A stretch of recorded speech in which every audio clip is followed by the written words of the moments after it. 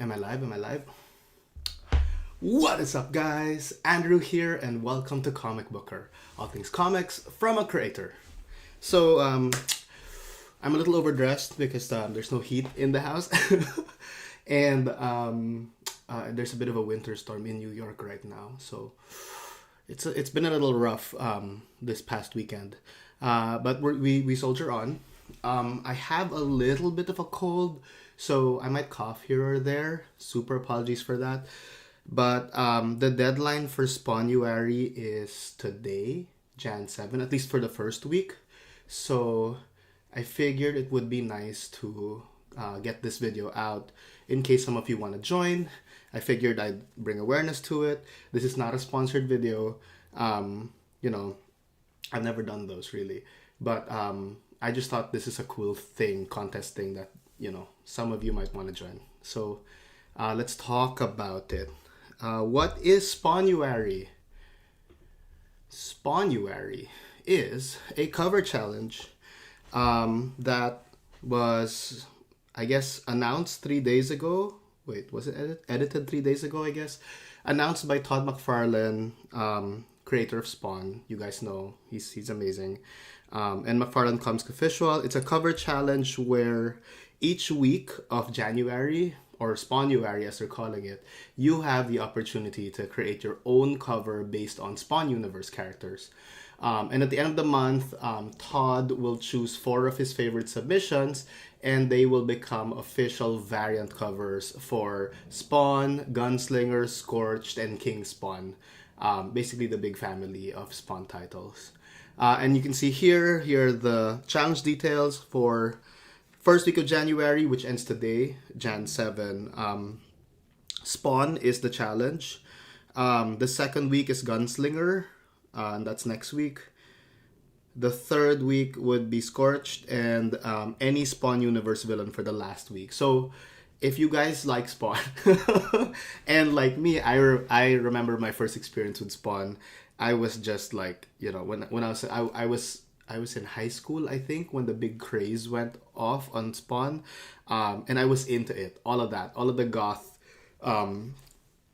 Soldier of Hell drama. And actually in Secret Heart Attack, one of my favorite, one of my main characters, the main antagonist, is very deeply influenced by Spawn, so it's a lot of fun. Anyway, so here are the challenge rules. Here is more FAQs. Make sure to check the link. I put a couple of links in the description. One of them is a link to this, so you can read all the details yourself. And the second one is a link to the newsletter, which you have to sign up to if you're gonna get the Blue Line official Spawn cover format thing. Do that. Make sure you do that, because if you win, if you become a cover artist, you want to make sure your files always fit the dimensions that your editors need. So yeah, anyway, so this is what I've been working on. My last live stream was really long. It was like 2 hours, so I'm gonna try to keep this to like under an hour if I can. This was my initial sketch for the cover. I wanted to do like a kind of falling action thing, but then I saw like the big sort of triangle shape of Spawn's legs, and I didn't really like how it was feeling, so I changed up the sketch to something like this. This is Procreate, by the way. I'm doing this on Procreate, and I like this sort of this spiral look for the cover, and so I refined that sketch a bit more, and I did something like this, and refined that even further, and did something like this. So this is like sort of like the end game of my pencil stage, which I thought it was cool. I liked the addition of the mouth. I liked the how the elements were sort of like going into each other, and I like this sort of punk rock crazy scratchy vibe that I think suits Spawn really well. So I took this over to Clip Studio, and that's over here, and I used the G Pen to do a whole inked version of it, and this is like what it looks like. And so now I am taking it over back to Procreate. Whoop. And these are what the final inks look like. And as you can see, I've used the official TMP Blue line pages. And, you know, there he is. He's over there. And I've also taken the liberty of flatting this out already, because that's really boring and one of my least favorite parts of the coloring process. So let's get the flats in here. Boom, boom, boom. And that's what it looks like for now. Oh, what's up, Baron? Oh my god, it's Eric Canetti! Ah, I'm such a fan. Hi, sir. Thank you for the good luck and well wishes. Eric Canetti says good luck with the Spawn challenge. I'm excited for you and your art. Oh my god, you're my idol. I am I am bowled over. Thank you for popping by. And Maran Marvel says your Shazam comic book is very nice. Thank you, Maran. I really appreciate it. Woo, wow. What a way to start the day, Eric Canetti. Guys, if you don't know him, please follow him. He's like, he's the GOAT. His art is such amazing stuff. Okay. Whew. I'm overwhelmed. All right, I'm gonna get into coloring this now. This is the fun part of the whole process. And what I want to do, I'm missing a layer here. There we go. That's a layer. This and I'm gonna put some music too in the background. Give me a second. Let's throw a little. So in case you guys are drawing along, we'll have some chill ambient music going here. That way we have some nice vibes. There we go. I'm gonna put that at half volume. Hope you guys can hear that well. And if you are joining, I hope you're drawing along. Yeah.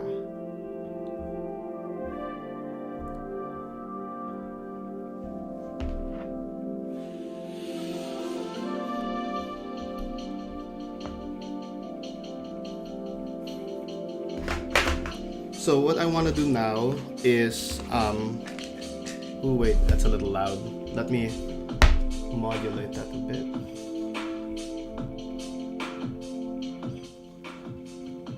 There we go, much better. Okay. So now what I want to do is get some values in. Let's put that on a clipping mask and another clipping mask. And the most dramatic thing would be to like throw together a bit of lights in. Actually, this is really helpful, is to do that. Have it go on white first. And then throw some colors down like that. And this is gonna like get really light, sort of to that level. I'm gonna do it like a 50%. I'm using one of my this is a color palette that I got from one of Mike Del Mundo's paintings. Another awesome Filipino.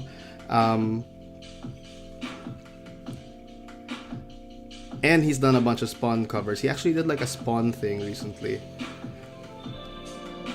And I just made that palette by, you know, just getting a JPEG off the internet and just color picking the various colors that were available there.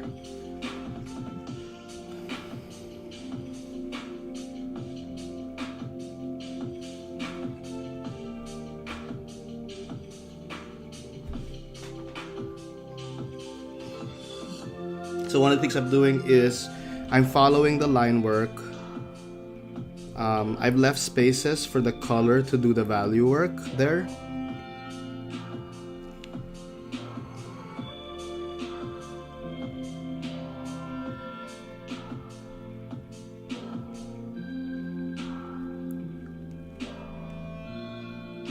And I'm just kind of filling in as I go. This is a little bit of a complicated lighting scenario because there is technically two major light sources here, which are the glows coming from Spawn's hands. But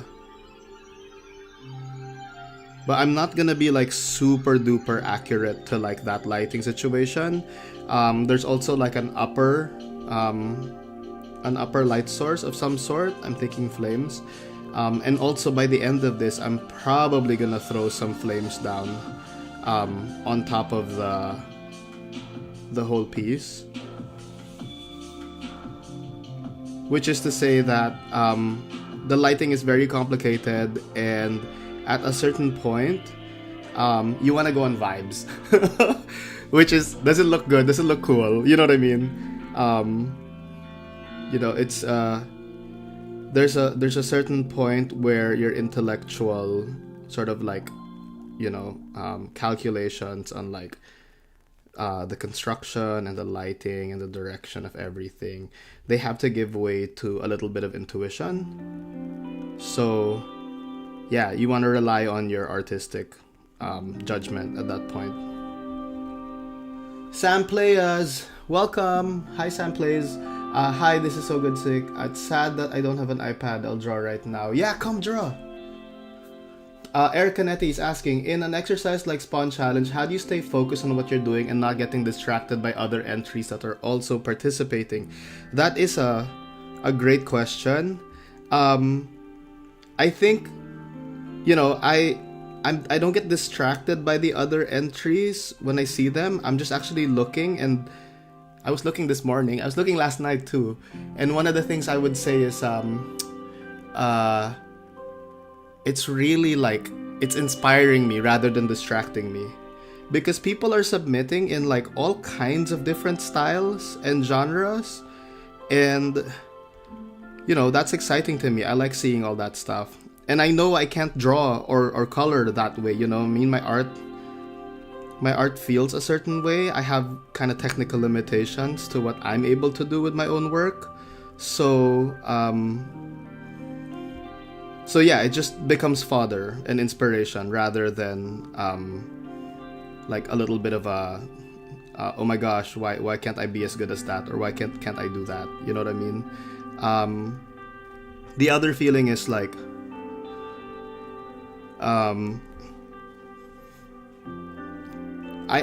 I find it really empowering. I remember doing Inktober and all these other drawing challenges that we have on Instagram. I think it's my favorite part of Instagram culture. These like artist challenges that people participate in, and I find it super empowering, which is why I jumped on this. Like, I'm not really, I think we'll see, but like I think it's really, it feels a little unlikely that I'll be picked to be on a Spawn cover compared to like some of the other super amazing entries. But that's not why I'm doing it. I know that's probably why some people are participating, but for me it's just like becoming a part of the whole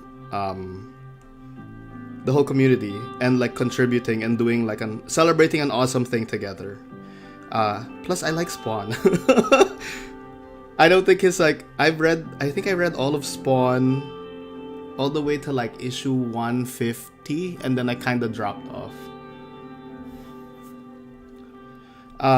But like the young me super duper loved it, and I think of this as a celebration of him. Let's celebrate this badass creator-owned character that could. You know what I mean? That's another thing. Part of what makes me love Spawn, apart from the awesomeness of the character's story and his design and everything, is just what he represents for comics creators. He is one of the major Image characters, and they struck out from Marvel and DC at a time when, the big corporations were starting to really take advantage of creators in a very unfair way, and they found a way to make things work for themselves. And I think that legacy keeps going on today with Image Comics. It's really heartening to see so many, comics that are now possible because those Image creators went out and did the work of being brave. So now we have things like Saga, we have, Paper Girls, all the Brian K. Vaughan stuff, the Ed Brubaker, Sean Phillips stuff, like all those crime books, Criminal, and all the Daniel Warren Johnson stuff that I love so much. Yeah, it's all just so good. And so some of that I want to attribute to Spawn. Like, thank you to this character and his creator for taking a risk and putting themselves out there,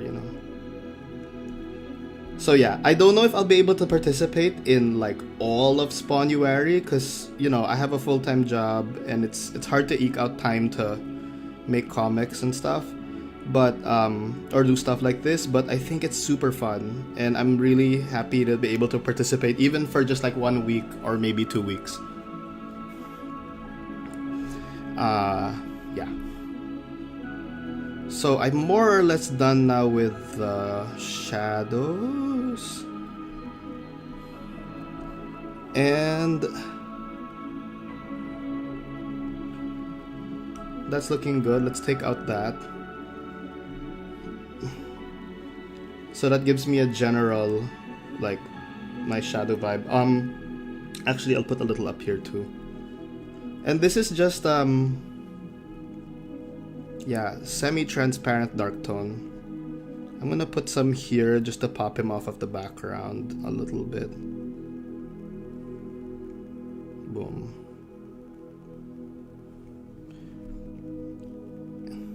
And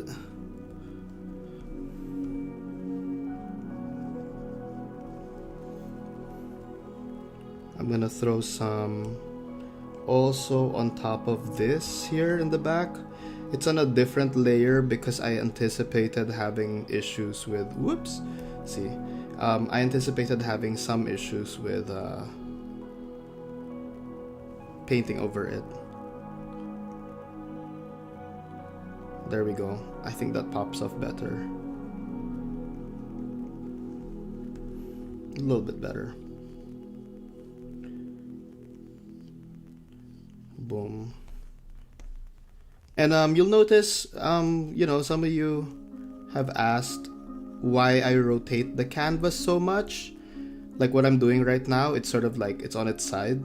It's because I'm trying to make sure my strokes work with the natural movement of my hand. So you see my hand over here. Actually, I can't see myself. There we go. And your hand naturally swings in a semicircle. So I move the canvas, especially for strokes like this, in a way that allows me to take advantage of that movement so that I'm not moving against it. And that gives me a cleaner, smoother, more confident stroke.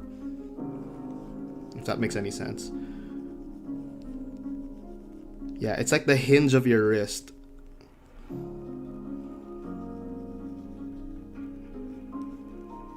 There we go. And then on this side, I want to do this.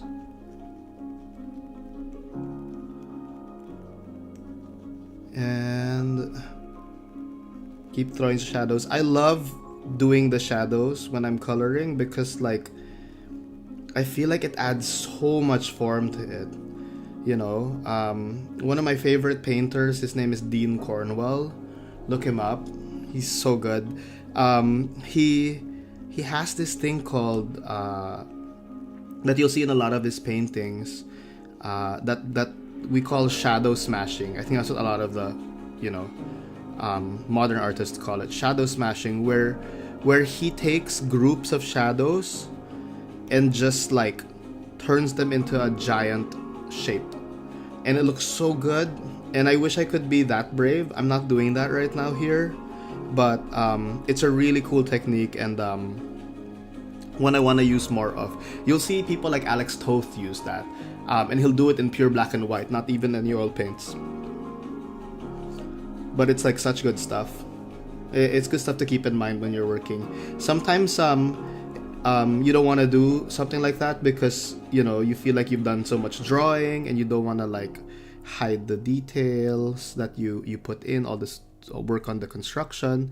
But the truth is, like, sometimes less is more, and it's so funny to be talking about that while doing a Spawn piece where I feel like the vibe is always like, more is more, let's be heavy metal about it.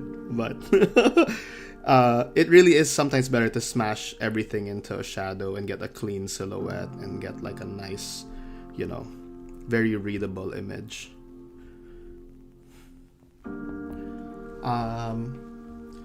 Eric says, wow, great answer, impressively level-headed. Thank you, sir. Sam Playas says, I wish I could show you my drawing, but I can't. I mean, for a 12-year-old, it won't be that good. Hey Sam, it's okay if it's not good, or if you don't think it's as good as what you see in your head.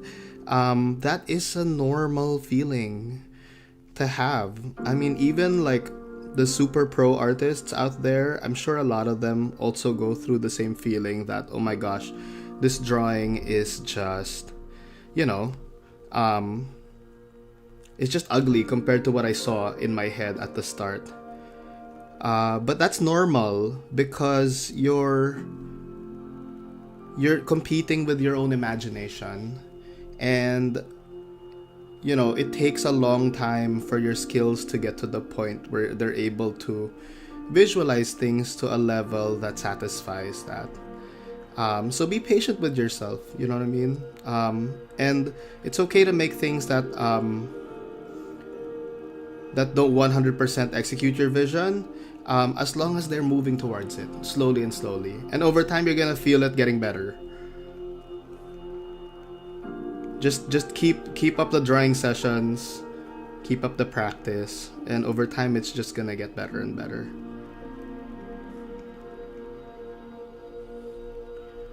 Ooh, okay, so I think I'm more or less good with the shadows. I mean, I want to like individually put shadows under each of these chains, but that might be a little foolish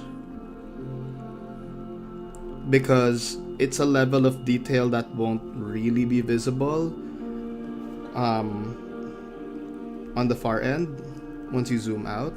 So I might just summarize this. So a little shadow here, a bit of shadow here,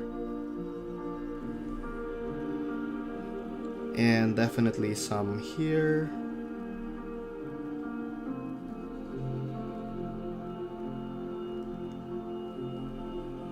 There we go.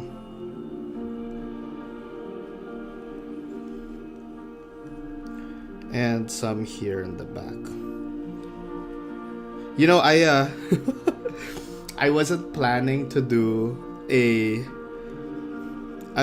participate in the Spawnuary challenge because it's just been like such a crazy busy time at work for me because the year started, all these projects are getting off the ground. But I saw one of my friends, Juan Gedeon, post a Spawnuary entry that he was working on, and it was just so metal. It was so sick. And then I clicked the hashtag and I started seeing like everyone put up their entries, and it was just like, oh my god, I feel it. I want to be a part of this. I can't not participate. So yeah, that's why we're here this weekend and I'm doing this. Okay, so now I'm gonna come in with some lights. I will do the clipping mask thing, and I'm probably gonna do a color hold on these energy bits. But before that, I think it's good to kind of clarify the overall value scale now before I start getting crazy with the lights. So We'll do another clipping mask down here. We'll throw another big shadow, and I think at this point I'm gonna stop with the hard shadows and start softening the lines so that we get a kind of a softer edge back there. So obviously we'll do some of that, and I'll just fill that there, and then I'm gonna use the smudge tool to start moving stuff down. And part of the reason I want a big block of black there, apart from the fact that it looks good, it sort of works with the lighting situation here, is because it'll pop off the energy effect when I get to that part.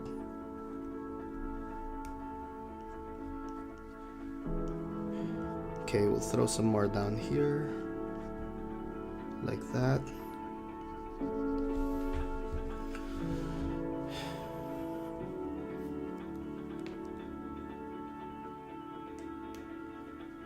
Hey Elvin, what's up?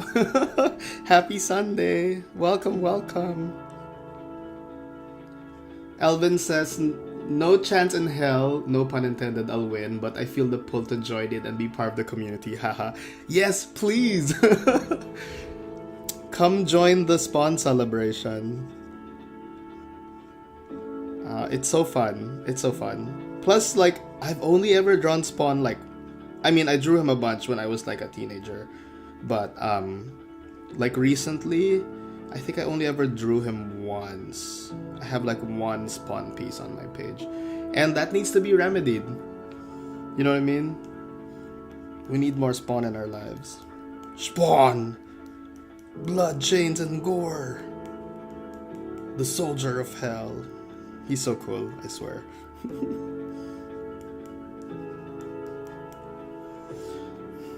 And now we're gonna do some shadows on the back. And I like, one thing I like about this color, how the colors are sort of working out is it's very intensely red, but I like how it desaturates in the background and turns into this really nice sort of like pastel color. I think that's really pleasing. And I'm toying with the idea of doing an overlay of like some stylistic flames later on, but we'll see. We'll see if I have time, because it's 11:30, so we're halfway through the live stream.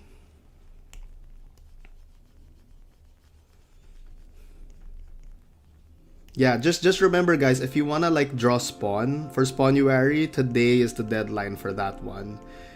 Next week is gonna be, I think, Gunslinger Spawn, and the week after, I think, probably the most interesting character for me to draw, because I've never drawn her before, is Scorched. She's like the badass Spawn lady with the guns and stuff. So, maybe no shadows there. I like the. We'll just do like a. Maybe just a soft brush, something like that. Yeah, there we go. A little more gentle as we get to the background. And a lot of the stuff up here probably won't make it to the final, because you can see the guidelines sort of cut off up there. But I'll render it in anyway because, you know, OCD.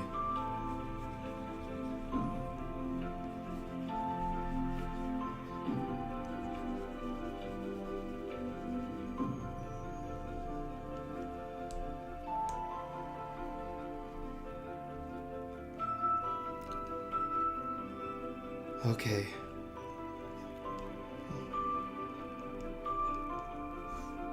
See how much of a difference that makes? Like, just the throwing the colors in. I might want to do a... No, I don't. I don't want to do that.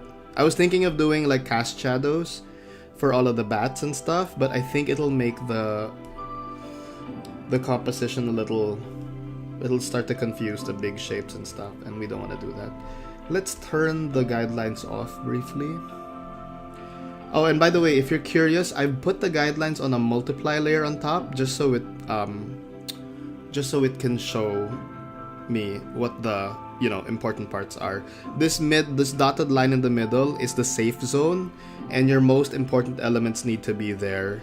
And everything past this like thick line at the outside will probably be cut off. So just plan for that. Plan for when you're doing your work, plan for all the elements to, the most important elements to kind of stay within that zone. Okay, last thing is I realized I didn't shadow up the face, so we're gonna go there. There we go. Ah, it's so cool.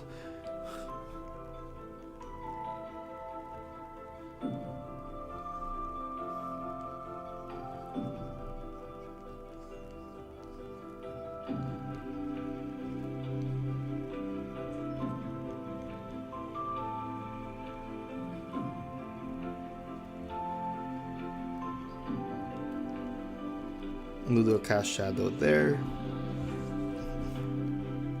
And then I'm gonna soften this edge a bit.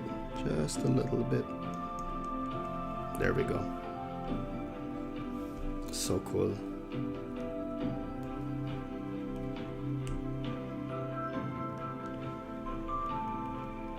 Alright. That's so badass. Okay, so now now we're gonna jump in with some lights. And hopefully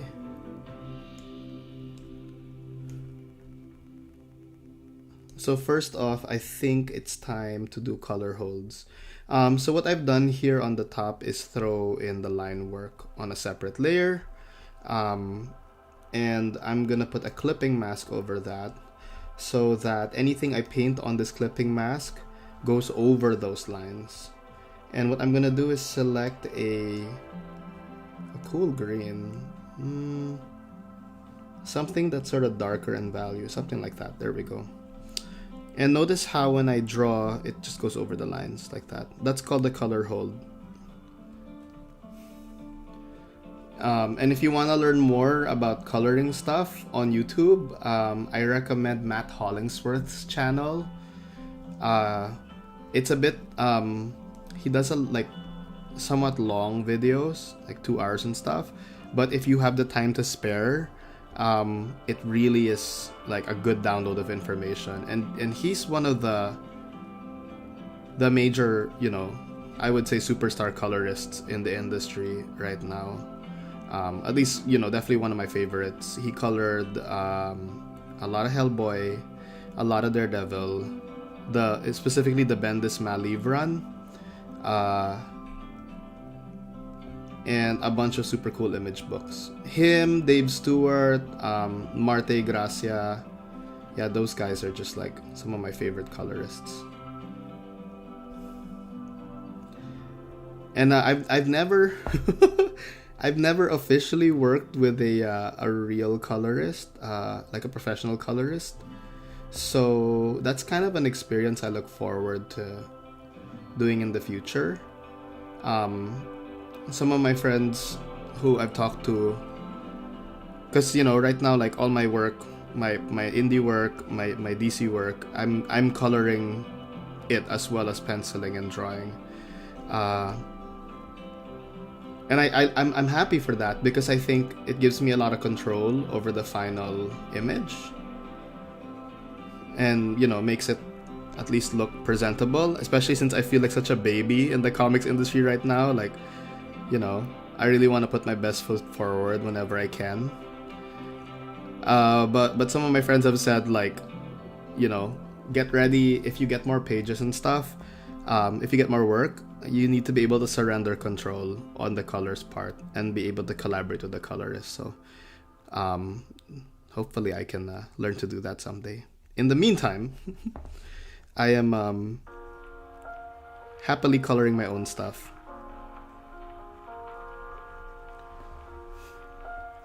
Maran, bro, I will come and make an Indian superhero comic and I will make my own story. I'm a finance student. I want to join the comics industry. I love to draw, create your own story. From now on, I will start writing and drawing my own story. Please post a video of your experience and job, bro. Yeah, sure. Thank you. I will definitely post more as time allows. I'm excited. If you're working on an Indian superhero, we need more of those. I really liked if you watch Across the Spider-Verse, there is Spider-Man India in there, and they did kind of really cool revamp of him, and his world, Mumbatan. So that was really cool, and yeah, I'd love to see more. I don't know if you've seen Avatarix. I think that was sort of Grant Morrison's dive into Indian mythology, creating Indian superheroes based on the Mahabharata. And he worked on that with Deepak Chopra, and I thought it was an interesting mix of mythology and like superhero conventions. I think he did a really good job on that.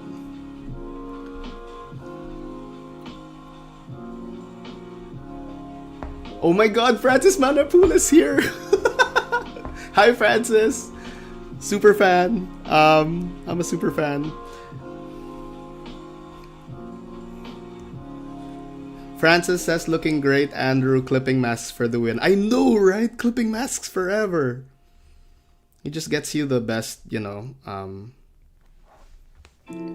gets you some of the best SFX.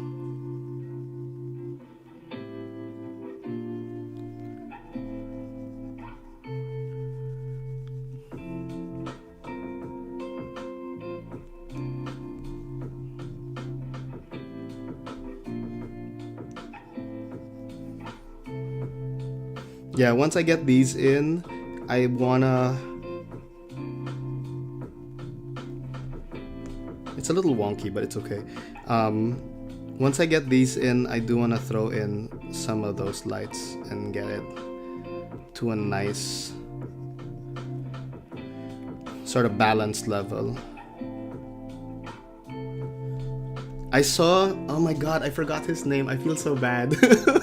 He's like he's an oil painter, and he did this Spawnuary entry that was an oil painting on wood panel, and it looked like classic like Ashley Wood stuff. It was so good. You should check out the Spawnuary hashtag, see if you can find it. That was amazing. I saw it last night and I was like, I want to like paint something traditionally for this. We'll see in the future. But I think it's just so fun.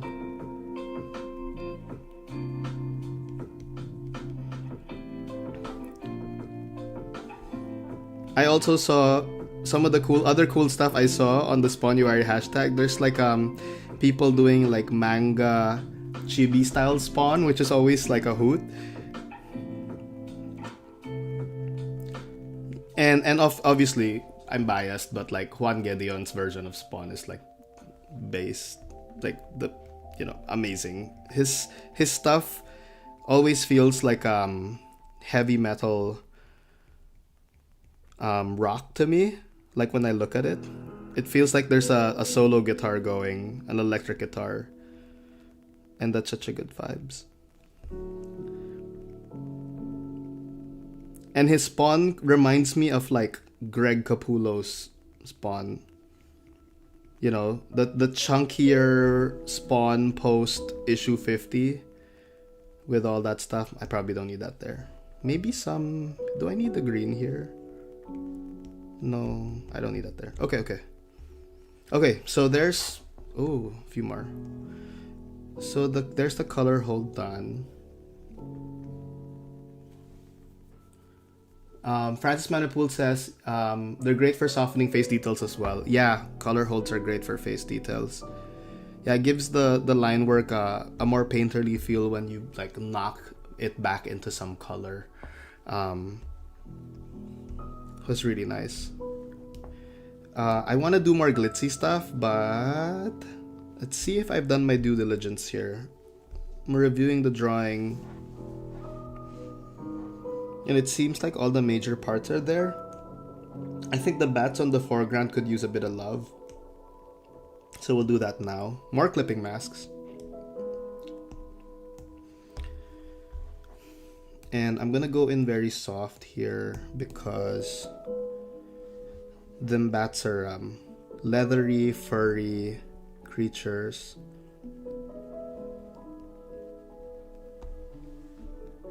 And I want to get that fuzzy feeling with their stuff. I might come in and do like tweaks here and like add a few more specific colors on them. You know, block out the ears and the teeth. But for now, I'm okay with them like turning into this. Just an iconic bat shape. And like in the background, you see there's just like black blobs, which are more bats. I think I remember Todd McFarlane's Spawn #1 cover. And it had something. It was sort of like this in a way, but like zoomed in, slightly different pose. But it also had like, I remember how he drew bats, and it was just so cool because the bats turned from like real creatures into these like, you know, symbolic forces.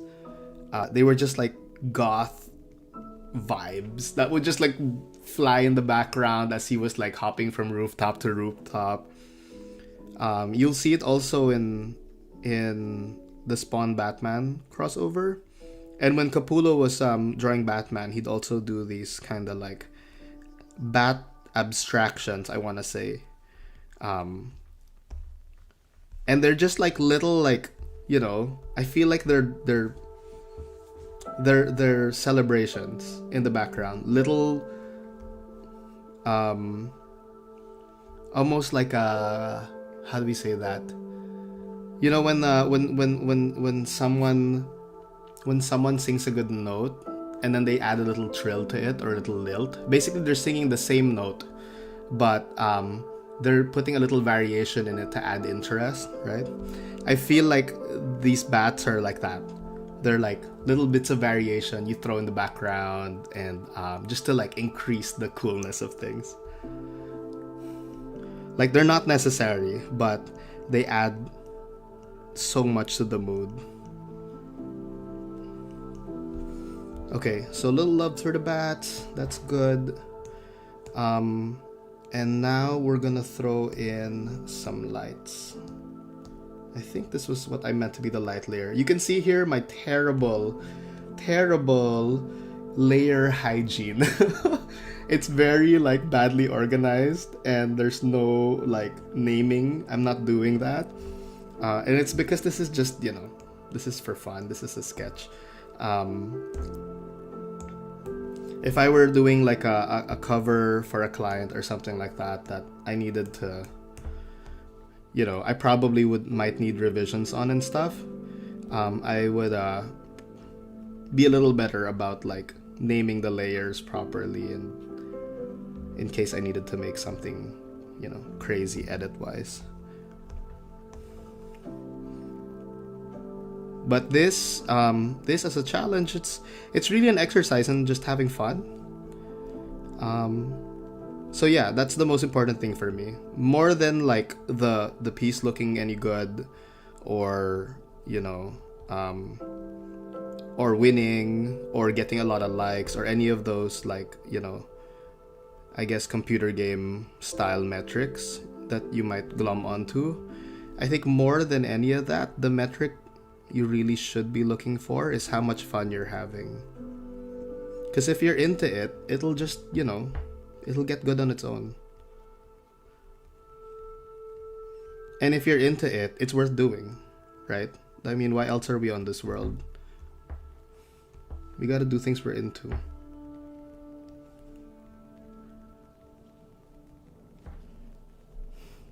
Okay, I don't know if I need that level of specular on.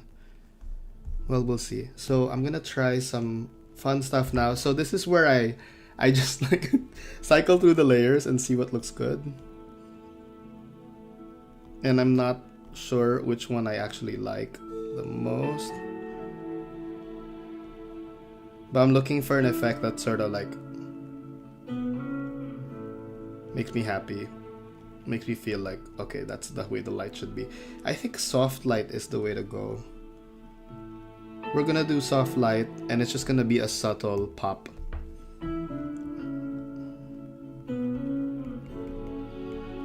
Something like that. And the thing with soft light, with this at least this technique, is I recommend not crossing the shadows whenever possible. Because look, when I cross the shadows like that, it flattens the illusion of volume and depth. So we want to just keep it on the outside. Think of it as a highlight and a complement to like where the base color is moving.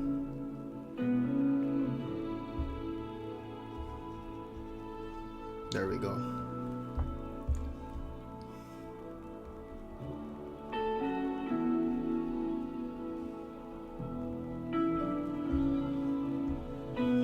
That looks cool.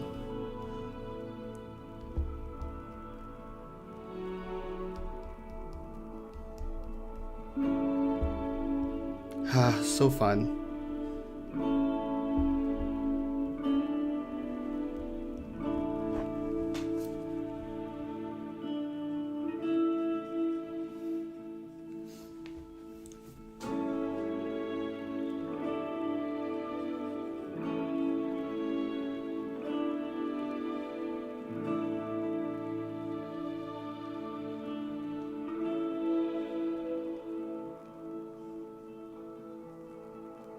Sam Plays says you should make something like a Discord to share art together.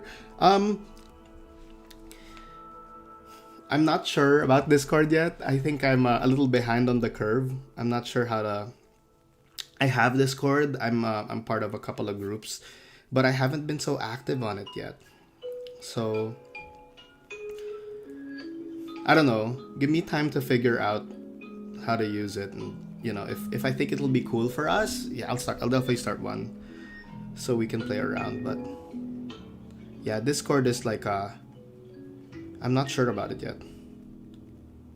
Just like all these other new platforms like Blue Sky and like Mastodon, and I want to get on it, but I'm, you know, it takes time to build something up there.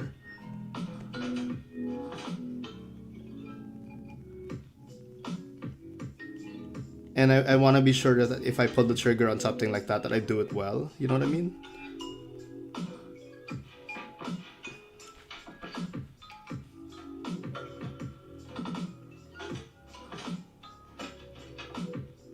I might want to do like a rim light situation here on the back. I think I was subconsciously doing it already, but I might add it because it seems like a place for it formed there. We'll see.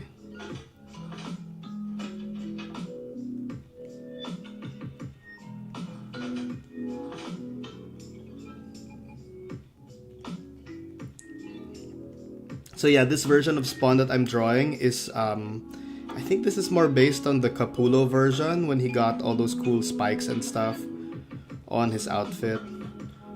That's my favorite version. I think his design was just so chunky, and you know, it looked so powerful.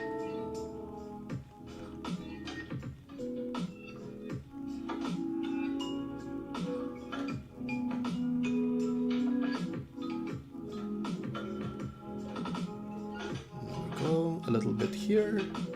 There we go. I think that's good.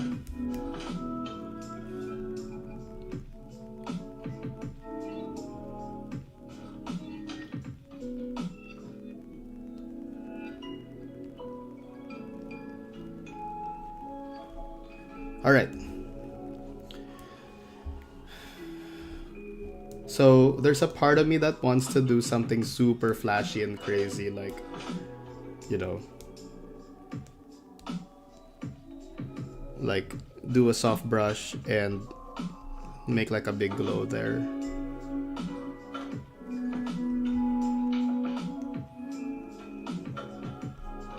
And actually that looks kind of good. I don't know, maybe I'll keep that. Yeah, I'll keep that. Maybe I'll put the glow up higher. Can I do that?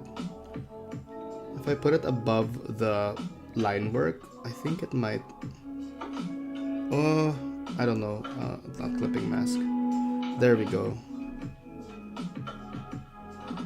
I think that looks sort of cool. Is that tacky?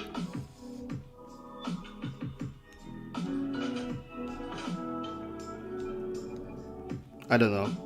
We'll keep it for now. And then I'm gonna throw, I think I want a little rim light situation here. So now we're gonna do another clipping mask as my layers balloon out of control. And I'm thinking of a yellow. I have this, where is this palette over here that I was using? This is nice, the Ushimitsu Dukoi Daisuke Richard palette. Maybe not that. It's a little too restrained. Maybe this one. Chip and Dip. Yeah, so this is a palette from a little Calvin and Hobbes style comic strip I was doing on Instagram for a little while, called Chip and Dip.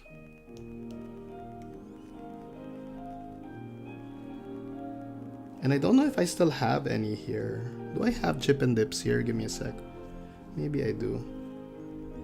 Ooh. Comics. No, I don't have them anymore. I took them out of the iPad. But I had a bunch of like... Basically they're... That was fun. I remember doing that. Wait. Now I wanna see it. Instagram. Chip and Dip. Chip and Dip. Here we go. So this is just sharing. This is a daily Calvin and Hobbes style comic strip I did. When did I do this? 2018. I was doing this stuff for a while. And they're a lot of fun.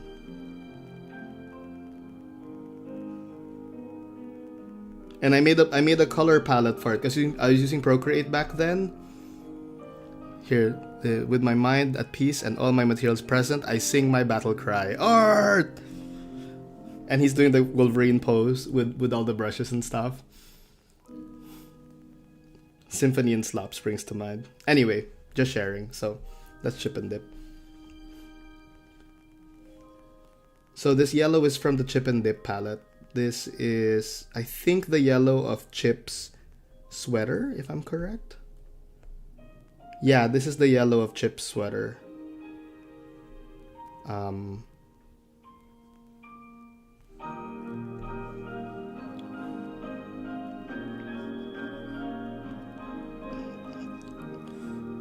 And I think, yeah, the rim light situation is really cool.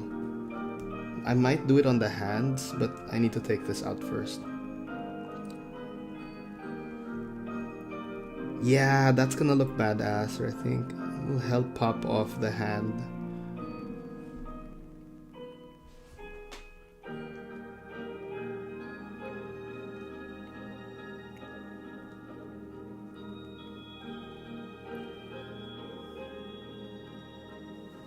Oh my god, Andrew Griffith in the house. Hello, hello.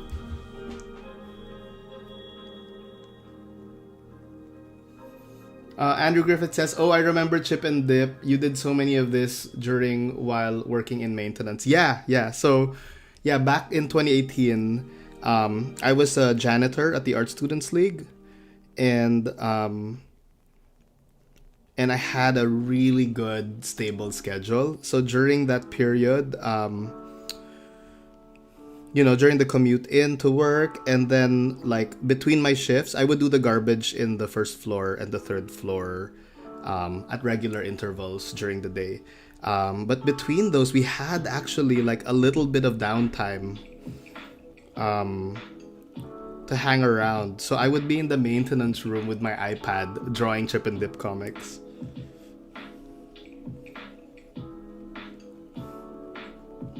And that was a really good time. Yeah, I did so many of them. And Andrew Griffith was working in the store, so we work in the same building during that period. That was a good time.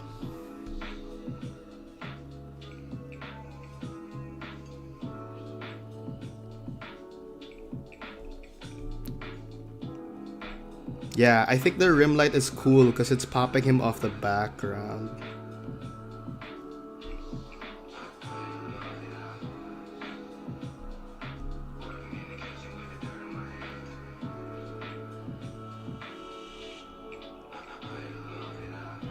Yeah, Chip and Dip, what a good time. It's so nice to have his sweater color in the Spawn drawing.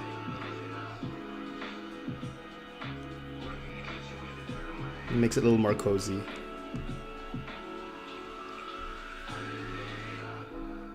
Should I rim light the bats? What do you think? Maybe? Let's try it. Do they need that love? Or am I just like smothering them?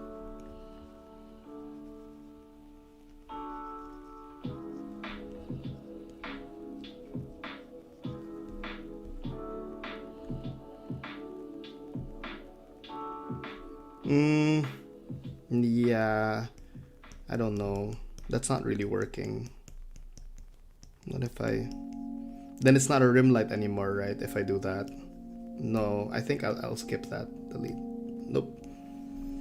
So no rim light on the bats. Sorry, bats.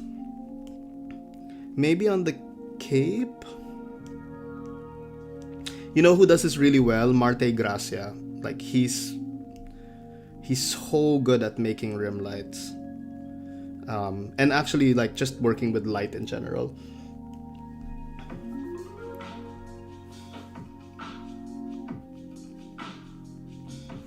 Now maybe I'll look at his stuff just to get inspired.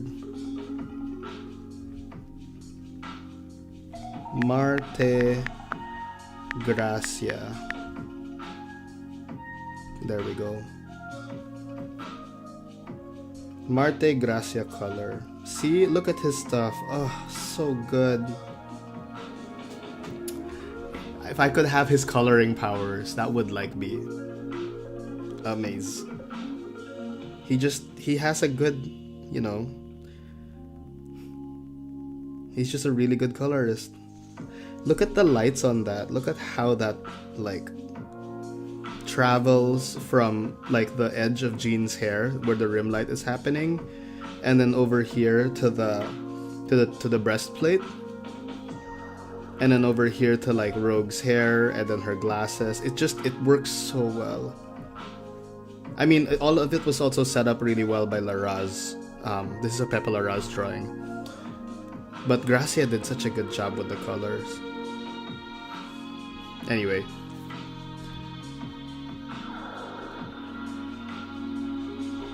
Okay, so... that's looking good. I think I wanted to do... maybe a little bit here. Just a little bit there.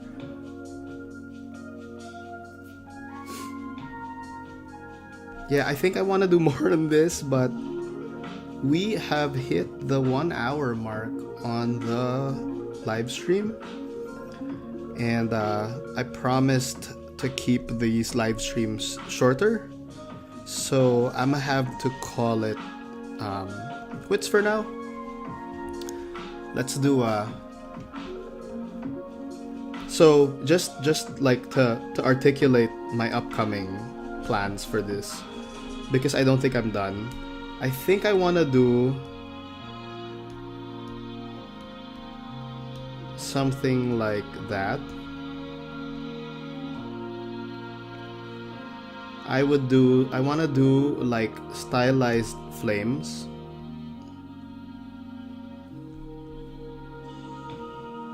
On the drawing, and I would have it float on top, so they would just do sort of like that.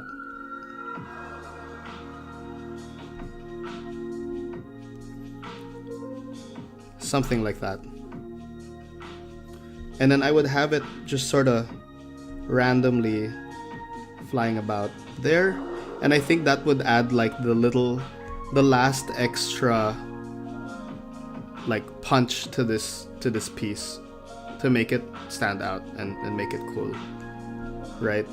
I mean, what's a Spawn cover without a little hellfire, right? So I might do something like that. I might I think, yeah, I'll get into that this afternoon, and I'll probably post this piece on IG by the end of the day, because today's the deadline. So yeah. Anyway, I hope you guys enjoyed this little live stream. Thank you so much for being here. I'm still like I'm still like fanboying out that Eric Canetti was here and Francis Manapool. I'm such a fan of those artists. But yeah, I hope you guys had a good time. If you want to join the Spawnuary challenge, I put links in the description of this video so you can get all the rules. You can get the blue line paper, and you can join along and just post to the hashtag Spawnuary. Even just check it out right now because that's super fun. And yeah, I'll see you guys in the next video. Okay, happy Sunday and peace.